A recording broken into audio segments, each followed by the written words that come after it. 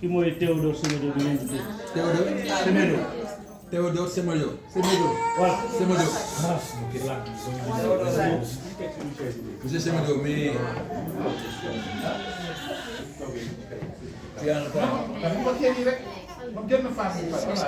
C'est pas de ma faute.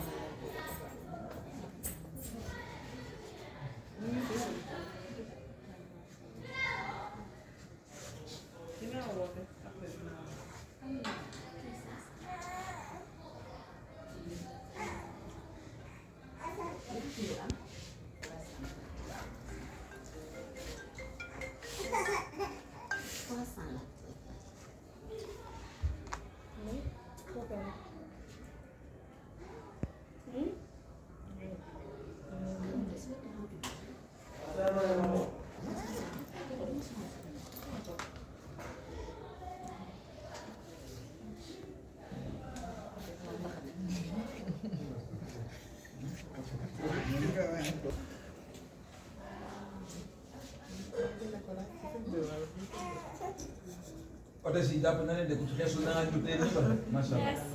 Merci. Bu ci xeesul da ngaa ñu tey ñoom ñëpp boo quoi. Merci.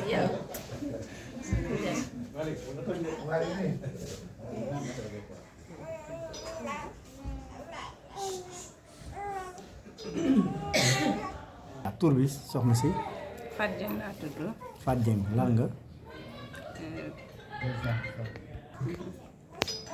waaw tur bi soxna si.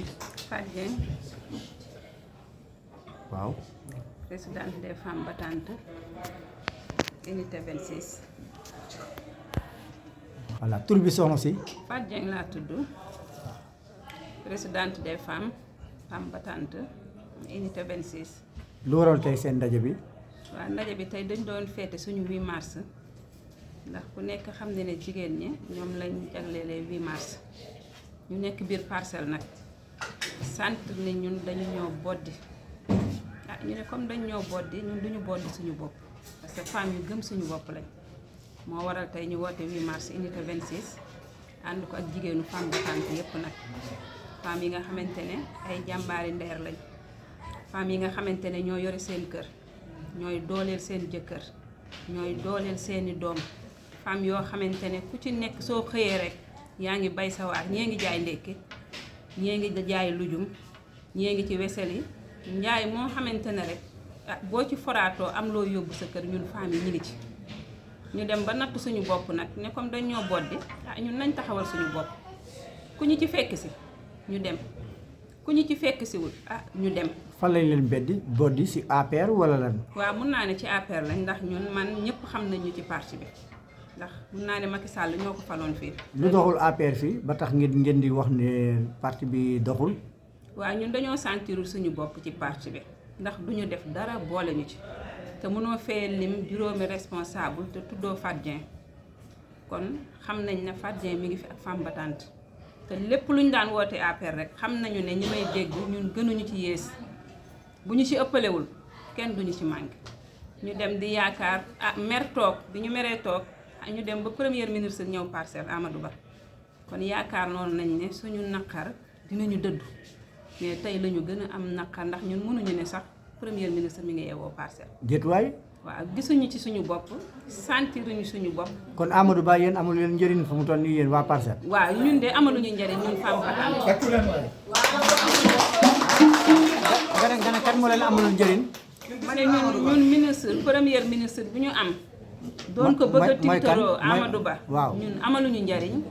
gisuñu ci suñu bopp yëguñu ne sax ni ñun am nañu premier ministre te ñu bokk ci parti bi nag yaakaar naa ñi ñu xamul ñun ci parti bi bariwul kon yoon la tey ñu wane suñu mer wane mbégte mi nga xamante ne muy 8 mars bi ñoo ko defal suñu bopp ñu ambiance kafre beneen bi ci topp tamit di wax Fatou Diané suñu ministre boobu moom la fi Macky Sall teg te ku ci nekk xam ne ne jigéen soxla na ndimbal donte nag ñi ngi bay suñu waar waaye bëgg nañ Fatou Diané gëstu jigéenu Parcelles ndax ñun dañuy wax unité 26 rek mais yaatu na ñi ngi fépp ci Parcelles. yàgg ngeen kaas ne mooy financement yi di ci am ay parparloo ak béet boddi loo koy wax ci loolu. waaw financement yi dafa am parparloo ndax ñun bi ñu njëkkee wax ne dañuy financé man defal naa samay document dem déposé jékki-jékki naa dégg ne financé nañu femmes yi. yeneen yi ñuy jox calebasse femmes yi nga xamante ne ñi ngi biir Parcelles ñëpp xam ma amul lenn lu ñu ma mus a sédd te lu ñu nekk maa ngi ci kon dafa jot nag ñu taxawal suñu bopp. looy wax njiitu réew ci situation Parcelles parce que daam nag dañ ne jigéen yi ñoo ëpp électorat te pertoon ngeen maanaam local yi ngeen ñëw législative perte bu fekk ne jëlul matuwaay te présidentielles yi di ñëw soreetul. day pertaal rek xanaa mu jël ay matuwaayam ndax local yi ñun dañu tëye suñu bopp. élection maire yi bi mu ñëwee ñun dañu tëye suñu bopp te ñun liñ naan patt bu nekk arme la ñun ñoo tëye suñu bopp ci parti bi toog natt nañ suñu bopp ba xam ñun ñooy kan moo tax ñun dañoo toog lii ñuy wax nag bëgg président Macky Sall dégg ko jigéenu Parcelles mer nañu góori Parcelles mer nañu ndax gisuñu suñu bopp ci parti bi kon dañoo mer toog. léegi bu ñu jëlul matuwaay nag lan lay jur. bu ñu jëlul matuwaay dañuy daanuwaat Parcelles rek dañuy daanuwaat Parcelles rek di ko wax ne boddeeku balaa ngay lakkale nañu teel a ñëw balaa li leen daloon ci ñaari élection yi fi amoon yëpp di leen dalaat ñun mer nañu de te ñun fas yéene wu ñu woon dëppaat te Macky Sall gisuñu wala ministre gisuñu wax ak ñun lu ñu mën a dégg ndax dañoo bokk ci réew mi nag te fal nag Macky Sall sonn ci man tëj naa sama salon ngir far Macky Sall jàppale naa femme battante ngir fay Macky Sall te kenn mësuma fi fekk te Parcelles yëpp xam nañ ma responsable boo fi tudd xam na Fatou Dieng lan moo tax gestuwuñu lan moo tax ñu bëgg ñu suul deewaguñu ñu ngi noyyi ñu ngi liggéey bëgg lii ñuy wax Macky Sall jël jot ci première dame jot ci di ko wax ne femme battante mer nañu toog nañu. Vous présentez d'abord. Bokar Ndiong, responsable politique APR Parcelles Assainies. Alors aujourd'hui, les femmes ont quand même anticipé la journée du 8 mars par le 7 mars qui commémore les femmes de Nder. Et parce que vous voulez lancer un message fort au président de la République pour lui dire que l'heure est grave aux Parcelles, qu'en est-il? Oui, vous l'avez dit, l'heure est très très grave aux Parcelles Assainies. En témoigne la présence de ces braves dames, ces femmes battantes qui sont avec nous, qui sont sur le terrain et qui se sont toujours battus pour le triomphe du président Macky Sall. Pour rappel, tout simplement, nous savons que dans le pays-là, il y a des citoyens qui ont été nommés simplement directeurs, qui ont appuyé les femmes, qui ont financé les femmes. Or, ici aux Parcelles, on a un premier ministre qui, depuis sa nomination, n'a pas financé les femmes. Encore moins aider les femmes, aider les jeunes et aider les cadres. Au niveau de la commune, vous vous rendrez compte que même pas une brique ne l'a posée et ça fait maintenant 6 mois qu'il est Premier ministre dans la commune. Donc il est aux abonnés absents sur le terrain. Au-delà de son absence même sur le terrain, il a cherché vaille que vaille et il cherche vaille que vaille à imposer son jeune frère comme coordonnateur de l'APR ici aux Parcelles Assainies. Or, on sait que lui, il est devenu tout simplement un chef de clan. Et c'est ça que l'on fustige, c'est ça que l'on dénonce. les Parcellois ne sentent et ne savent même pas que Amadou Ba est Premier ministre dans cette commune. Et nous interpellons le président de la République pour qu'il nous dise en fait quel est le problème entre Amadou Ba et les Parcellois, ou bien quel est le problème des parcelles.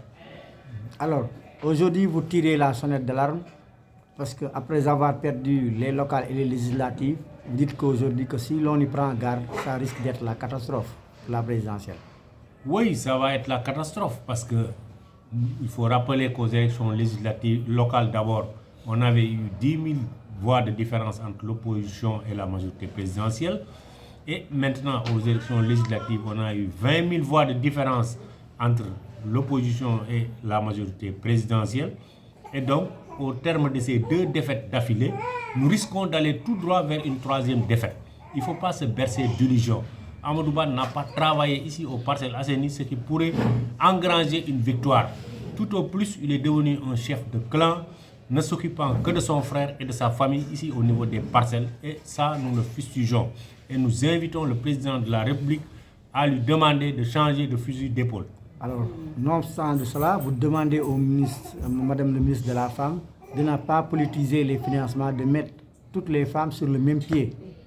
Oui, nous l'appelons à l'inclusion.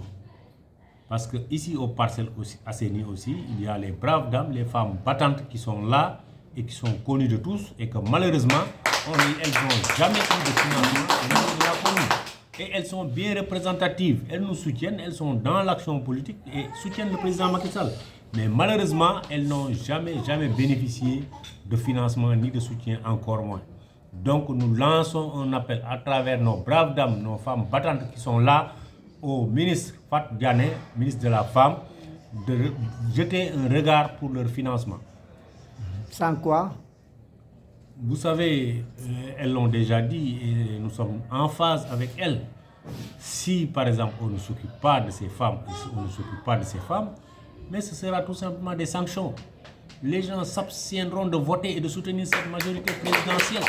Ça soit clair. On ne peut pas avoir une aussi grande commune que celle des Parcelles Assainies avec plus de 100 000 électeurs, un Premier ministre à la tête du gouvernement. Il n'y a même pas de nomination pour les jeunes, déchargés de mission, ni encore de poste pour les responsables, les cadres.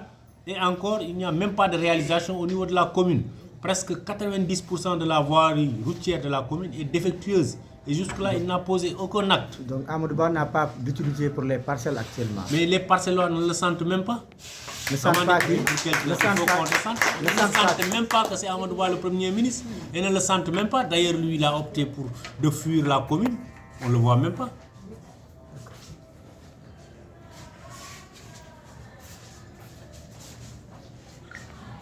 C'est